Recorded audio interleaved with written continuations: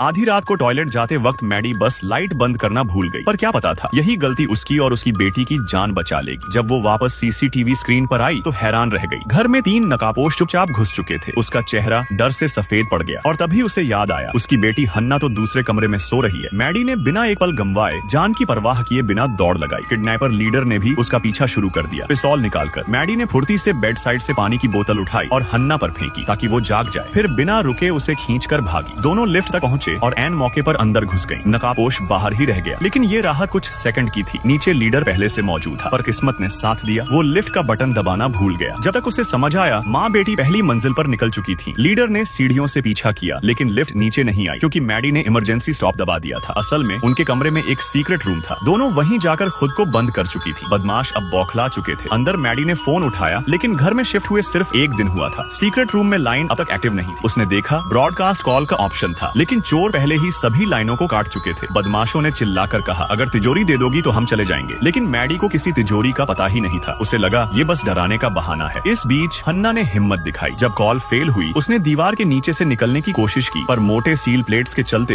रास्ता बंद था। तभी दीवार के पार से हल्की दस्तक सुनाई दी। हन्ना ने कहा शायद पड़ोसी हो। दोनों ने जोर से मदद मांगी, लेकिन दीवार साउंड प्रूफ थी, आवाज नहीं पहुंची। नीचे लॉरेंस नाम का बदमाश दीवार तोड़ने लगा। उसकी कंस्ट्रक्शन ट्रेनिंग काम आई और उसने वेंटिलेशन डक्ट खोज लिया। उसने गैस लाइन जोड़ी और अंदर गैस छोड़नी शुरू कर दी। गैस की बदबू आते ही मैडी समझ गई। उसने बेटी को जमीन पर लेटने को कहा और खुद वेंट चेक किया, लेकिन गैस इतनी तेज थी कि सांस लेना भी मुश्किल हो गया। हन्ना ने एक कोने में वेंट खोजा जहां से थोड़ी हवा आ रही थी। मैडी ने टेप से उसे सील करने की कोशिश की, लेकिन गैप रह गया। तभी मैडी की नजर अलमारी में पड़े गैस लाइटर पर गई और उसके दिमाग में एक खतरनाक आइडिया आया। उधर हन्ना ने वेंट से फ्लैशलाइट निकाली और सामने वाली बिल्डिंग की ओर मॉर्स कोड भेजना शुरू किया। वहाँ एक पड़ोसी जागा, लेकिन उसे लगा कोई शरारत कर रहा है। उसने खिड़की बंद की और वापस सो गया।